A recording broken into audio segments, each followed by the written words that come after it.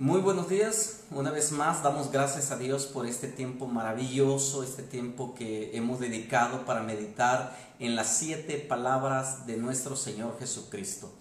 Esas 7 palabras que Él mencionó estando en esa agonía, en esa cruz clavado, en ese madero que era el castigo que los romanos imponían a los criminales, a los malhechores, a aquellas personas que eran revoltosas, y a Jesús lo consideraron un hombre malhechor, un hombre que se quería levantar contra el gobierno de Roma. Pero nosotros sabemos que en ese sentido la palabra de Dios se tenía que cumplir. El apóstol Pablo menciona muy bien claramente que la crucifixión fue escrita o estaba ya escrita en el Antiguo Testamento, y que era parte del cumplimiento de las profecías.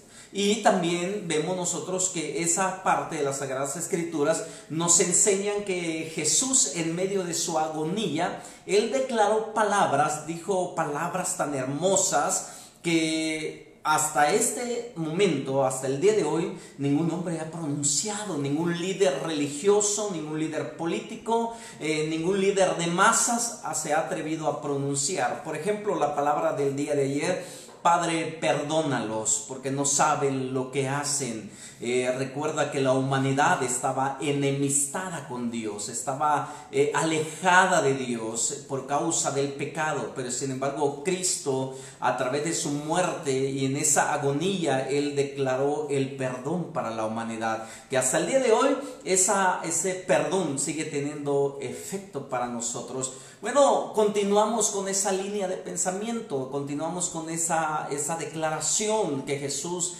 tenía en la parte del Evangelio de Lucas, donde se menciona, y el pueblo dice en Lucas capítulo 23, dice la palabra de Dios, capítulo 23, verso 35, dice: y el pueblo estaba mirando, y aún los gobernantes se burlaban de él, diciendo: a otro salvó, sálvese a sí mismo, si este es el Cristo, el escogido de Dios.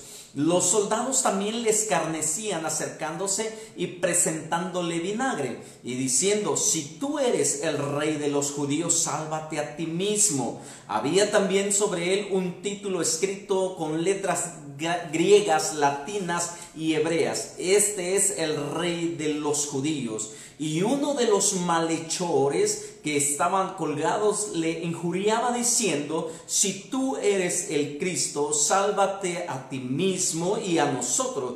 Y respondiendo el otro le reprendió diciendo: ni aún temes tú a Dios, estando en la misma condición. Nosotros, a la verdad, justamente padecemos, porque recibimos lo que merecieron nuestros hechos, mas este ningún mal hizo. Y le dijo a Jesús: acuérdate de mí cuando vengas en tu reino. Entonces Jesús le dijo: de cierto, te digo que hoy estarás conmigo en el paraíso. De cierto te digo que hoy estarás conmigo en el paraíso. Y esta es la segunda declaración que Jesús hizo estando en la cruz. Si nosotros vemos el contexto de esa declaración, Jesús estaba inmerso en una agonía terrible. Y esta agonía no empezó en la cruz del Calvario, sino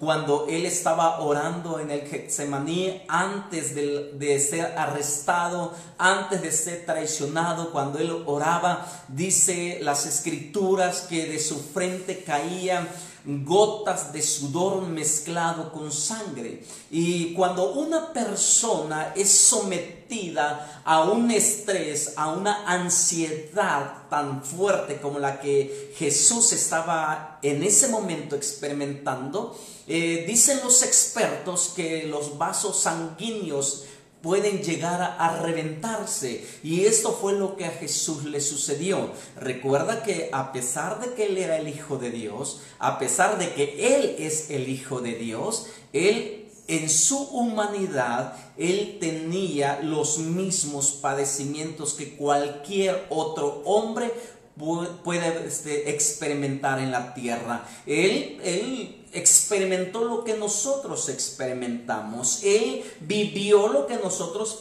probablemente podamos vivir. Por eso a Jesús nada ni nadie lo toma de sorpresa. Por eso dice la palabra que tenemos un sumo sacerdote que se compadece de nosotros porque padeció en carne como nosotros. ¿Tuvo hambre? Sí, tuvo hambre. ¿Tuvo sed? Claro que tuvo sed. ¿Estuvo cansado? Sí, estuvo cansado. ¿Sufrió tentaciones? También lo sufrió. Y ahora no solamente sufrió la tentación, sino que la palabra de Dios dice que Él también sufrió la enfermedad. Y no porque estuviera enfermo, no porque Él estuviera sometido en azote de enfermedad, sino que Él llevó tu enfermedad y mi enfermedad en su cuerpo. Entonces Él sufrió dolencia, Él sufrió dolores, Él sufrió enfermedad en la cruz del Calvario.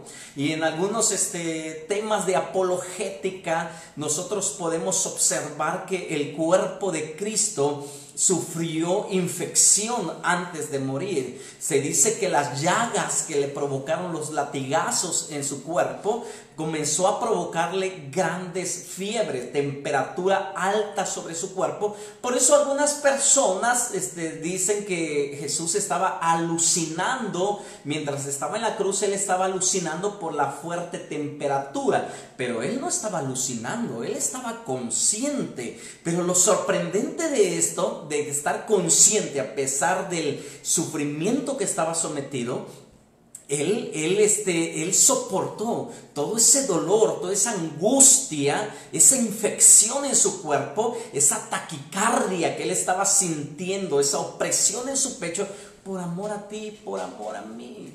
Ahora, ve algo lo que dice la palabra de Dios, que los gobernantes, los soldados y aún uno de los malhechores que estaban al lado de Él lo estaban injuriando. Eso significa que se estaban burlando de Él, se estaban bofando de Cristo. Y dice que los gobernantes decían: si a muchos salvó, ¿por qué no se salva a sí mismo? ¿Te acuerdas cuando uno de los gobernantes le dijo: bueno, ¿y por qué no te defiendes? Y él dijo: es que mi reino no es de este mundo. Si mi reino fuera de este mundo, los míos pelearían. Es que Cristo no vino a pelear una posición terrenal. Él no vino a posicionarse en un trono pasajero, en un trono que iba a caducar, porque su venida a esta tierra era con el propósito de establecer su reino en el corazón de cada uno de nosotros. Y para eso el rey victorioso primero tenía que ser el siervo sufriente.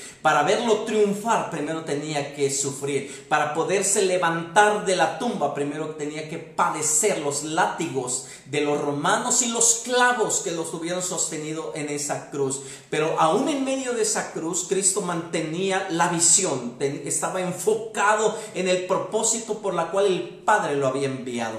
Y el Padre lo había enviado para salvar a toda la humanidad, porque el deseo de papá, el deseo del Padre, de los espíritus, era de tal manera amó, que demostró su amor entregando a su propio hijo. Esa fue la forma, fue la manera de dar el sacrificio.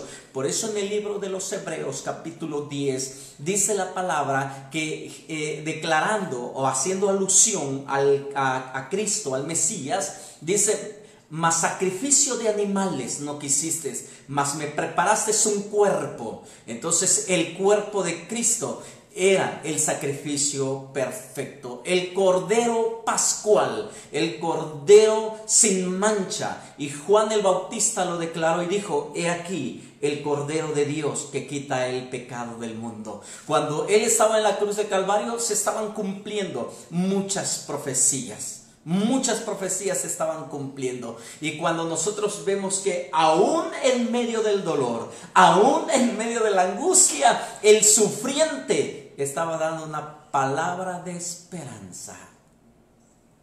Y como hace un momento te lo mencioné, ningún líder religioso, político o de masas se ha atrevido en su lecho de muerte dar esperanza a los suyos. Menos cuando no tienen a Cristo en su corazón. Cuando una persona está en su agonía, en su lecho de muerte, y no tiene a Cristo en su corazón, se ve en el rostro, se ve aflicción, dolor, miedo, terror, porque sabe cuál es su destino. Pero sin embargo el Mesías no, el Cristo no, nuestro Señor Jesucristo no. Aun cuando su cuerpo estaba desfigurado y aun cuando su cara estaba destruida, su mirada seguía siendo tierna, llena de pasión y compasión. Y aun cuando él escuchaba la injuria de los gobernantes y de los soldados, y aun de este malhechor que estaba a su lado, sus ojos tiernos, por eso dice el profeta, con amor eterno te he amado. Y nadie más te va a amar como él te ama. Nadie más va a expresar en medio del dolor esas palabras, perdónalos. Esa palabra que salió no solamente de los labios del maestro, sino que salió de lo más profundo de su ser, porque es la esencia de su amor. El perdón es la esencia de su amor. No es que existan dos dioses, es que muchos dicen, es que en el Antiguo Testamento vemos a un Dios de ira, a un Dios vengativo. No, esos que hablan de esa manera es porque no han entrado a la profundidad de las Escrituras, al espíritu de la Escritura. Pero desde Génesis capítulo 3, cuando el hombre pecó, a partir de ahí vemos la manifestación de la gracia de Dios. Cuando Dios castigó al hombre, cuando Dios maldijo a su propia creación. Si tú analizas bien, Dios nunca maldijo ni a la mujer ni al hombre. Sí aumentó el sufrimiento, pero no significa maldición. A la única que maldijo fue a la serpiente, y por consecuencia del pecado del hombre a la tierra, pero nunca su creación. Porque el propósito de Dios al crearte a ti y a mí no es venir a esta tierra bajo maldición. Y si por el pecado fuimos arrastrados a maldición, en la cruz Cristo perdónalos. Perdónanos porque no sabíamos lo que hacíamos. Y hablamos de maldiciones generacionales, maldiciones ancestrales, que en Cristo, con esa palabra, perdónalos, Él nos hizo libres. Por eso cuando aquel malhechor escuchó probablemente las palabras de Jesús cuando dijo, Padre, perdónalos porque no saben lo que hacen, el otro malhechor en su espíritu algo sintió, en su espíritu algo sucedió. Esas palabras de perdónalos, el otro malhechor lo agarró para sí, pero el otro lo desechó. El otro escuchó mejor la voz de los gobernantes, de los soldados que le injuriaban. Pero el otro malhechor no. El otro malhechor abrazó la palabra, arrebató la palabra, tomó la palabra y lo hizo suya. ¿Qué vas a hacer con las palabras de Jesús en la cruz del Calvario? ¿Serás como el otro ladrón que lo desechó? ¿O serás como el otro ladrón que abrazó la palabra, lo tomó para sí? Porque inclusive él defendió al maestro. Y dice la historia de esta manera: respondiendo el otro le reprendió, lo exhortó, lo regañó. Y le dijo de esa forma: ¿ni aún temes tú a Dios estando en la misma condición? Aún cuando estamos viviendo esta pandemia, la gente no se arrodilla ni pide perdón a Dios, sino todo lo contrario. Injurian a Dios, le echan la culpa a Dios, cuando la única culpa son nuestras obras carnales. Cuando lo que estamos padeciendo es porque nosotros mismos lo hemos provocado. El hombre jugando a Dios ha creado estas bacterias que están destruyendo a la humanidad. El hombre creyéndose ser Dios ha creado bombas atómicas, bombas biológicas, bombas que están destruyendo a la humanidad. ni aun porque vemos esta situación, nos arrodillamos a pedirle perdón a Dios. Aún en el hecho de muerte, muchas veces están maldiciendo a Dios. Pero sin embargo, el ladrón reprendió al otro. Es el tiempo de reprender, es hacerle ver a las personas que lo que padecemos son por nuestras propias decisiones. No es culpa de Dios, somos nosotros. No es culpa de Dios, son nuestras malas decisiones. Pero en ti está reflexionar. Mira, dice que él lo reprendió y le dijo, ni aún temes a Dios. No hay temor de Dios en este tiempo. No hay temor de Dios porque vemos a la gente saliendo como si nada cuando se nos ha dicho quédate en casa. Pero ¿sabes por qué Dios quiere que te quedes en casa? Porque ahí estarás seguro, porque afuera hay peligro. Pero no tememos a Dios. Y mira que sigue diciendo, nosotros a la verdad justamente padecemos.